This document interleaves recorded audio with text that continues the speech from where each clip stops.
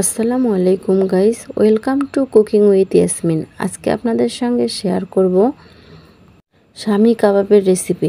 আশা করছি আপনাদের ভালো লাগবে। এখানে 300 গ্রাম গরুর মাংস নিয়েছি ছোট ছোট টুকরো করে কেটে, আর বুটের ডাল নিয়েছি হাফ কাপ। এবার চুলায় একটি প্যান বসিয়ে গরুর মাংসগুলো দিয়ে দিব, তারপর বুটের ডালগুলো দিয়ে দিলাম।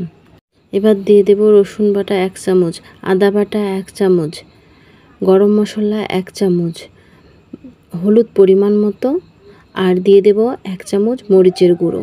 কাবাব মশলা দিয়ে দিব 1.5 চামচ। পরিমাণ মতো তেল দিয়ে সবগুলো উপকরণ ভালোভাবে কষিয়ে নিব। ভালোভাবে কষানো হয়ে গেলে পরিমাণ মতো পানি দিয়ে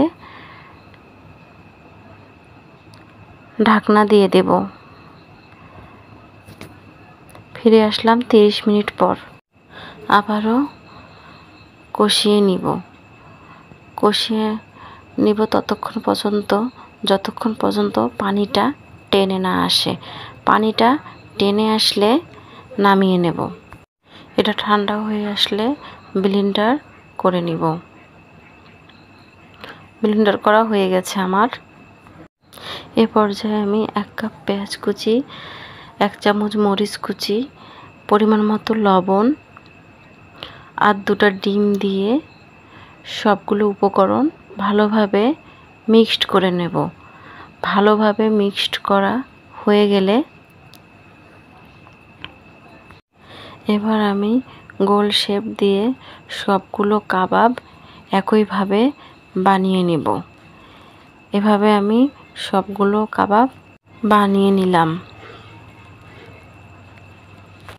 আবারও চুলার মধ্যে একটি প্যান বসিয়ে তাতে কিছুটা তেল দিয়ে দিলাম। তারপর বানিয়ে রাখা কাবাবগুলো একে একে দিয়ে দিলাম। আর একটা কথা মাথায় রাখবেন, কাবাব ভাজার সময় কিন্তু জালটা একদম মিডিয়াম আঁচে দিয়ে ভাজতে হবে, না হলে কাবাবগুলো পুড়ে যাওয়ার সম্ভাবনা থেকে যায়। কাবাবগুলো ভালোভাবে উল্টে পাল্টিয়ে ভেজে নিলাম। আমি সবগুলো একই প্রসেসে কাবাবগুলো ভেজে নিলাম। এই তো রেডি হয়ে গেল আমার পারফেক্ট শামি কাবাব। গাইস, আমার রেসিপিটা ভালো লাগলে লাইক, কমেন্ট, শেয়ার করে পাশে থাকবেন।